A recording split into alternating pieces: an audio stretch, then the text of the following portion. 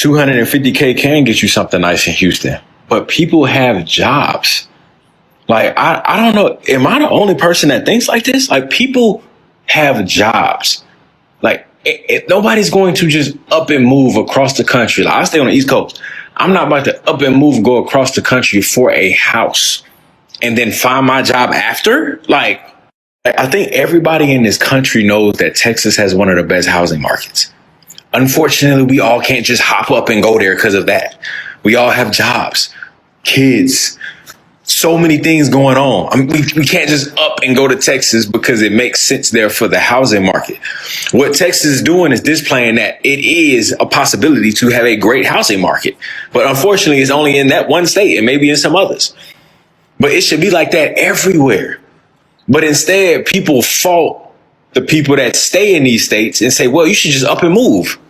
How is that the solution? Why can't I have a nice career going on, nice job going on? Why do I have to up and move for a house and then figure out everything after that? That makes zero sense, because then it's like, cool, now you're in the house, but now you have to find a new career if your career isn't transferring you over. Now you got to get your kids into another school. Now you got to do this. Now you got to do that. All because of this one particular housing market that's across the country that I wanted to live in so bad. So I understand what you're saying for sure. And a lot of what I'm saying ain't even really geared to what you were particularly saying. I've seen a lot of different comments, but it's more so like, why are people faulting individuals that stay in high housing market areas and then being like, well, just move, stop complaining. We have jobs. So it's not wrong with me to want to stay near my job. That's crazy. I ain't talking about next door. I'm talking about in the same state, an hour away. Like, bro, something reasonable. Like, I don't understand why. Like, what? Say what you say, but the Dallas real estate market right now is incredibly hot. I feel like every single home that I am showing that feeds into what is considered a fantastic school system, every single buyer that I have had that wants to go to a place that feeds into like Mockingbird Elementary or Lakewood Elementary, or a place that feeds into J.J. Pierce High School, which is where like Dallas kind of meets Richardson, they are all in multiple offers. And if you don't know me, hi, my name is Lacey Brucci. I'm a real estate agent in Dallas, Texas, and I sell about 40 to 45 homes per year. And if it looks like you're going to be inside of a multiple offer situation, here's what I do to make sure that my buyer is protected. One, I always recommend that we have an option period. I really do not believe in having a 0-day option period, which means that you can't look or negotiate for any repairs after going under contract. I absolutely want to know what's going on in that house. Second thing that we do that is a little bit different than what a lot of other real estate agents are doing in Dallas right now is I want to see what the value of the home is before I make an offer. So I want to do a CMA. I want to see exactly what I think it will appraise for. That way I can go to my clients and say, hey, I think this is going to appraise at $565,000 and not a penny more. I think in order to win it, we have to be closer to $570,000. How do you feel about paying $5,000 over appraised value for this house? Is this something that you want to do? Sometimes the answer is no, and that's totally okay, but it really needs to be up to the buyer to make the decision for themselves. It's up to the real estate agent to give them all of the information they might possibly need in order to make the best choice. If you like content like this, make sure that you like and follow. I'm selling my home after being a homeowner for only 1 year, and here's why. Saying I'm a homeowner is a lot better than actually being a homeowner. There is a lot of work that goes into maintaining a home that I'm just not willing to do, to be honest. Also, I prefer living in an apartment because of the amenities. You have parking garages, you have security, you have a pool, you have trash pickup.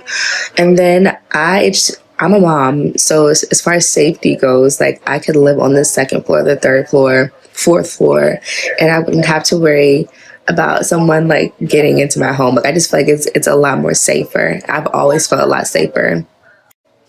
When something goes wrong in your house, you are responsible for fixing said problem.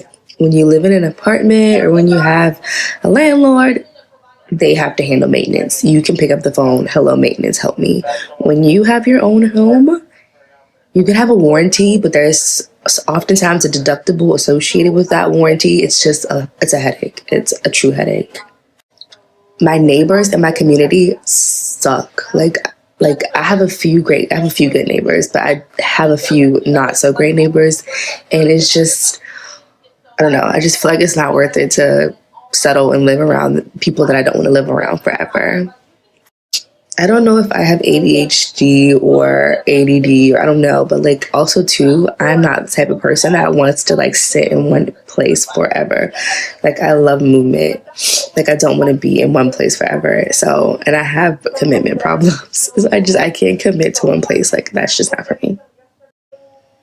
So long story short, another huge thing is your mortgage changes. Like, obviously, I factored this in before I purchased my home, but now it's getting to the point that my mortgage is going up because of taxes, but it's like how your rent goes up and you don't see any changes, right? My mortgage is going up and I'm not seeing any changes. I'm over it. So long story short, being a homeowner is, people have always told me like, oh, buy a home and just rent it out. And the reason I'm not renting my home out is because for me, I just feel like that would be an even bigger hassle, because if something goes wrong, I have to fix it immediately. If they tear up my entire home, I have to fix that. And I get that there's insurances and there's all these caveats, but again, that's extra stress that I truly do not need right now. So long story short, I wanted to be a homeowner before I became a mom. I became a mom at 31, wanted to own a home. Around that time I did. I was a homeowner by 30, 31 now. I'll be 32 in a few months. And I just want to be done with this. I don't want to be a homeowner anymore ever again. Like I'm not interested in it. And my advice to anyone who is like wanting to be a homeowner or feeling bad that you're not a homeowner, take your time. Take your time. Enjoy those amenities at those apartments. You guys, being a homeowner is a little bit ghetto sometimes. Like, I woke up this morning and it was water all over the floor. I'm like, why is it water all over the floor? I look at the refrigerator. I'm like, okay, that's kind of weird. So I got a towel. I just cleaned it up, But then I'm trying to grab a water bottle out the refrigerator. I open the refrigerator and the water bottle is warm. You guys, I literally had to call someone to come look at the refrigerator because it stopped working, I guess. They're like, it's going to be $140 for them just to come look at it. He comes and looks at it. He can't even tell me what's wrong with it. He pretty much was like, I don't know. We can get a couple different parts, but, I don't know for sure. So what is the $140 going to? Okay.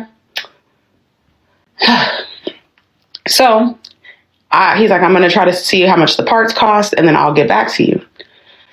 You guys, he calls me, and by then my neighbor, thank God I have a wonderful neighbor. My neighbor was just like, let's just go look at new refrigerators. So we go to look at new refrigerators. He calls me. He's like, yeah, it's just going to be really expensive to fix. So you might want to get a new one.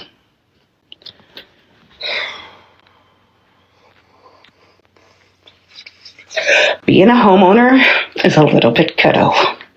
So, what do you guys think I bought? A new refrigerator. And the refrigerator is like $1,400.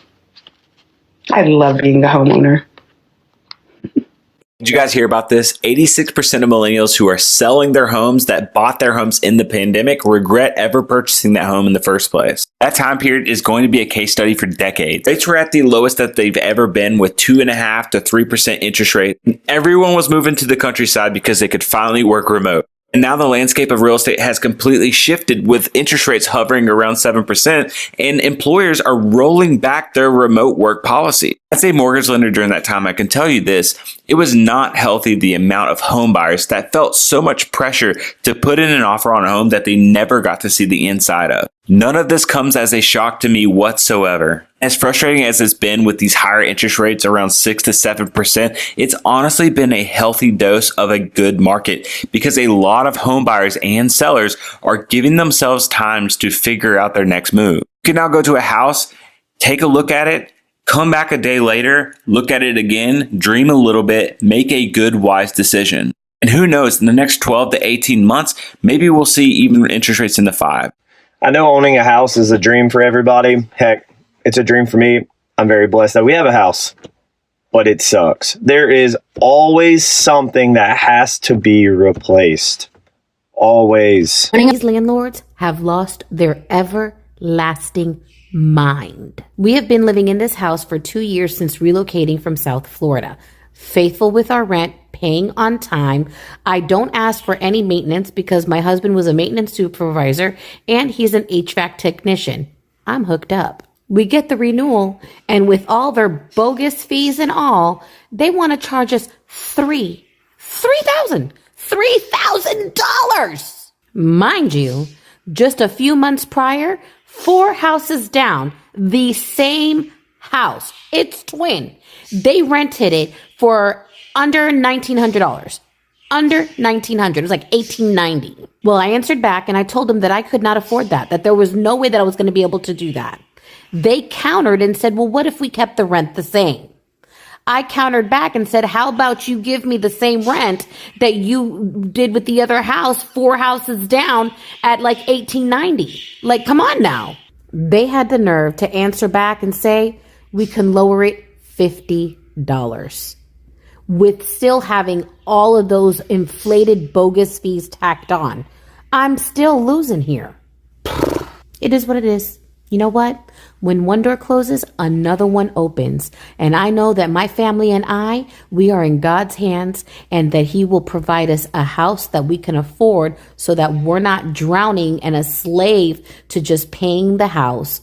God has everything in His hands. And these prices are dropping.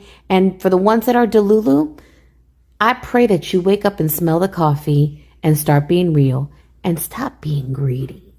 Some call it the Jewel of Queens with its sprawling green space and tight-knit community. Everything you need is here. For Regan Smith, living in Rochdale Village for 13 years has been a safe haven. But now their housing complex is expecting a drastic rise in carrying costs, a shock to 25,000 residents as the village board voted on a 22% increase compared to only 3.7% last year. And now HCR is pushing for a 57% hike. We as a community cannot afford it. Rochdale Village Board President Jean Hall, who lives in the complex, says the reason for the hikes, rising costs. Hall says the corporation did their best to keep the carrying costs low and paid necessary bills over the last several years. But an unpaid water bill now has ballooned to over $17 million. Now, HCR wants Rochdale to pay their vendors, including the New York City Water Board, within 2 years. For Marion, who has lived here for 35 years, My salary has adjusted because I'm a senior. she's preparing for the hike in ways she never imagined. I'm not eating as much. It's called not buying any additional clothes. It's called sacrificing one's life to have a roof over your head. Owning a home is actually such a scam. Like, I got a letter in the mail to tell us about, the progression of our loan and how much we've paid off. And what do you mean we've only paid off $3,000 since October 2023? It's now May 2025. Like, are you joking? Is this a joke? Am I getting pranked? Am I actually getting pranked? Like, sorry? Look, the truth is, homeownership sucks. Like, it really does. We preach, buy a home. It's a great investment. And it is. But nobody really tells you how much it sucks. Like in the last few years in my personal house, I've had to replace a water heater, 2 dishwashers, 2 refrigerators, a stove, had a hailstorm, so we had to replace gutters, air conditioning, repaint the house, replace the garage door spring twice, the actual garage door. It goes on. It's crazy. But all that said, I love having my own house. I love the stability that it gives my family. I love having something that I can call my own. We've owned it for a while, so we're a pretty good equity spot. But owning a home is a commitment, not just financially, but mentally. So just make sure that you're financially and mentally ready to handle homeownership before you jump into it. I am selling my house, and I'm getting ready to move back with my parents yet again. I am single. I do have a 9-to-5 job where it does not pay me nearly enough to cover the bills. And I've had this house for about 3 years now, and I am just exhausted. I am drowning, barely surviving, not being able to make repairs because the house is now falling apart, and I have no money in my savings to fix it. I have been saving for the past 3 years. All I've been doing is working and going straight home. I don't go out. I don't spend money on like coffee or anything. I try to save as much money as possible so I could get some money to make repairs for this house to make it nice and comfortable and livable. But I am at my wit's end now, and I'm just tired. I honestly want to leave my job, my 9-to-5 job that's not paying me well enough to even cover the bills. I'm exhausted. I want to leave, but then I'm stuck with this house, and I just don't want any of it anymore. So I'm selling it. I don't know what my plans are going to be after I sell my house and maybe leave this 9-to-5 job that I'm at. But we're just going to figure it out. So I'm going to sell my house and go back to living with my parents, unfortunately.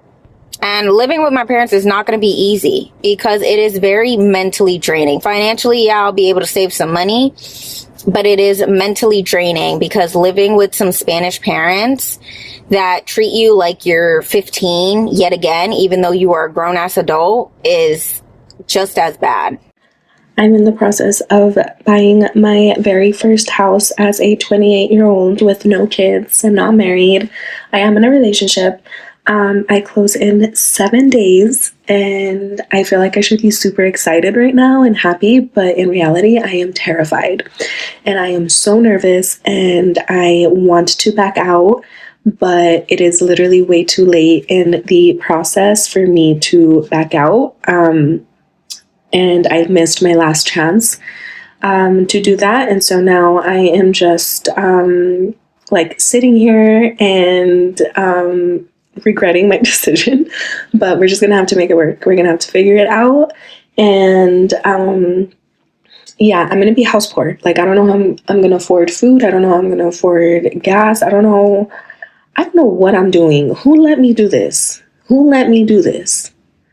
So the most irritating thing ever just happened to me. I have been living for the past 3 months with a chair in front of my freezer like this because my freezer drawer would not properly close.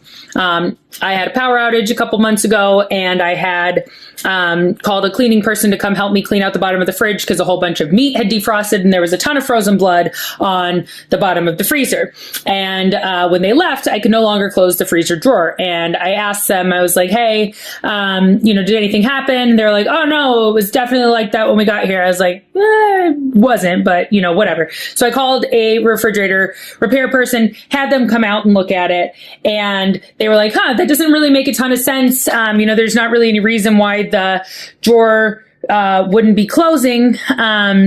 You probably just need to let the whole thing defrost. Maybe there's some frost on the rails or something like that, and maybe it'll close. So spend a couple days, defrost the whole thing, try to close it, doesn't work. So I can't really afford to buy a new refrigerator right now. Note the hole in my ceiling currently. And so I've just been living with the freezer chair and the chair in the middle of my kitchen for 3 months. And it has sucked. I have to access my refrigerator from behind a chair.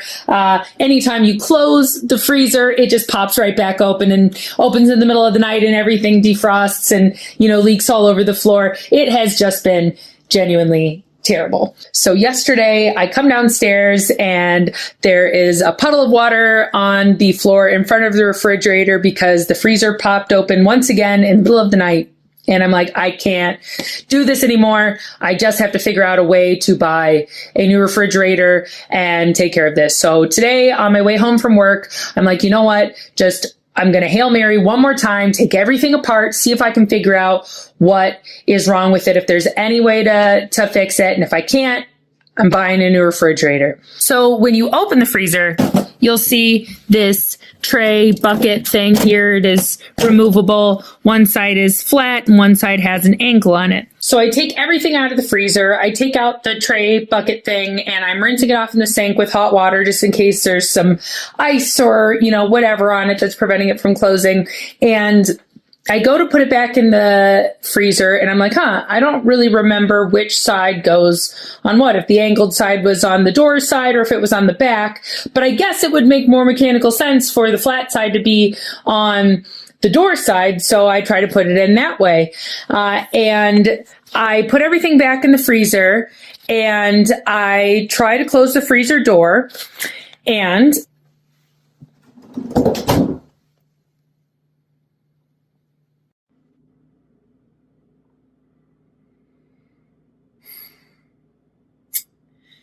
the fucking bucket was backwards.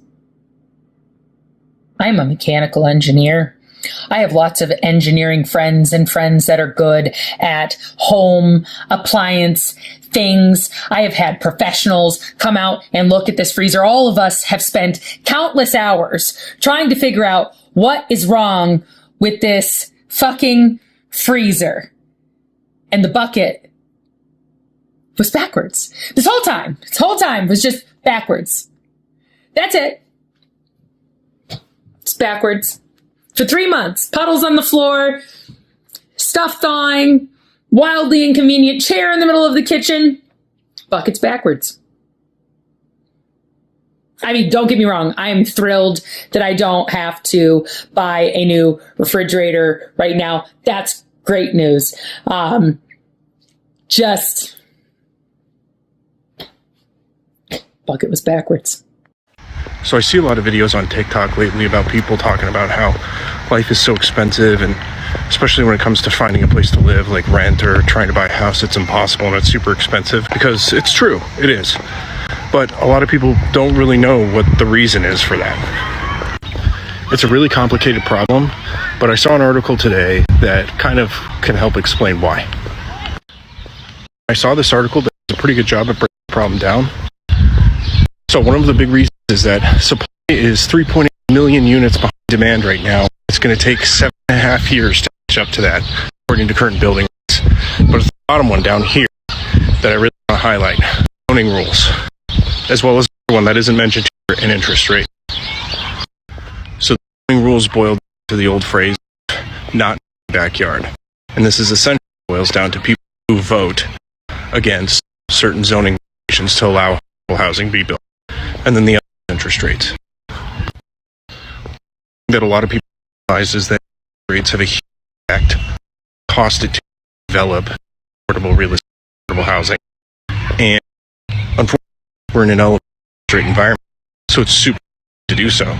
Developers have to find work or don't pursue projects at all. The worst of the situation is really real estate by interest. Another problem, there's a really entry standpoint. So living to make the man things to come to be. So the news has been slowly putting in updates about life, about housing market, inflation, housing crisis, all the things. Well, today they announced that Utah is becoming the worst state in the nation to afford housing. Shocker. You know why that is? My company just recently had a meeting and we were asking about wages. We're like, we haven't seen any increase in wages due to inflation, housing. You guys aren't doing anything to be competitive in that market. You know what they said? Inflation is like a roller coaster. It goes up and down. I understand we're going up, but soon we are going to come down and things are going to come down. So our wages that we make now are supposed to make make it even by then? When is that happening, sir? You don't know. You don't know when that's going to happen. None of us know when that's going to happen. So for the company to say that, we are going to run ourselves into debt. Say that by the time we are in debt and finally like we are making ends meet with the wages we're at, inflation starts coming down. All of that money that you said, yeah, good thing we didn't increase our wages to save our company money. Yeah, well, we're paying the price now. We're playing catch up at this point. We're not able to afford anything still. We're playing catch up at this point because we got so behind in everything because you weren't competitive in wages. Now, I'm not saying that I'm going to quit my job, and I understand that like you could go out and find something that pays better. I understand that. That's not what I'm getting at. My point is companies like this one are not compensating due to the economy. And because of that, the economy just sucks. And it's getting to a point where we're not going to be able to go out and afford anything. So here in Utah, small businesses are filing bankruptcy and closing. The shed that Bruce and Jim are renting in their backyard, the size of my little SUV here that has no AC, no sewage, no bathroom, nothing. They're renting that out for $2,000 a month. Doesn't include utilities because it's hooked up to no source of power. You're gonna have to open the door. That's your AC. Yeah, $2,000 a month. Yeah. If you're wanting like a 2-bed, 2-bath apartment, $2,800 a month. If you're wanting like a townhouse, maybe like $3,000 a month. Not including utilities. No. If you're wanting like a 1-bedroom apartment, 1 bedroom, 1 bath, that's gonna be like $1,800, not including utilities. Yeah. Housing now also, say picture like a nice Rambler. A Rambler that has like 3-bedroom, 2-bath, unfinished basement. Okay, and then we're gonna say small yard because they're becoming small. Very tiny yard, like basically no yard. Okay, if you want to buy that, it's gonna be $750,000. Yeah, plus almost 7% interest rate.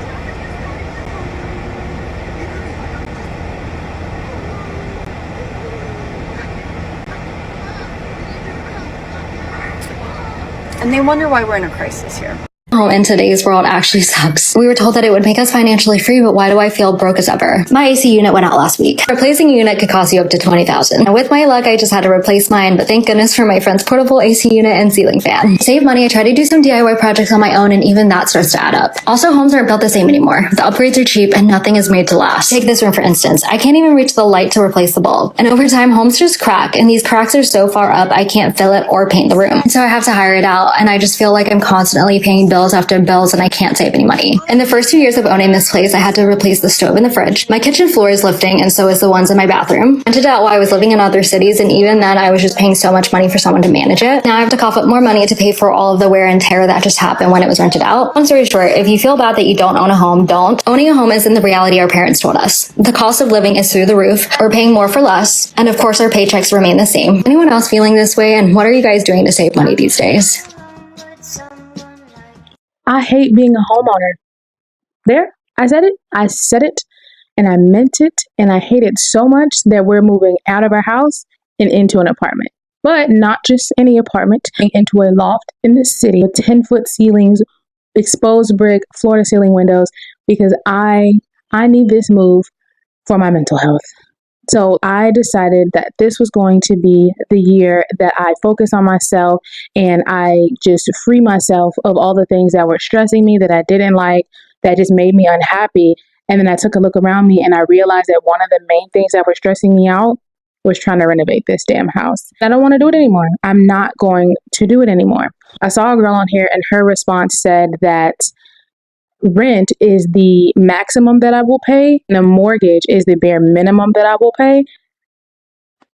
That I've never heard anything more true, and that's exactly why I'm moving. Every time I turn around, there's another expense. There's something to pay for. Something's broke. Something needs to be fixed or replaced. I don't want to deal with that. And I personally make enough money where I could live in a nice place, where I don't have to be in a house in the suburbs renovating a 1970s fixer-upper on a budget. Like I choose not to. So we're moving. If you want to see our journey from moving from a house in the suburbs on an acre of land to a fun little loft in the city, follow along because it's going to be fun.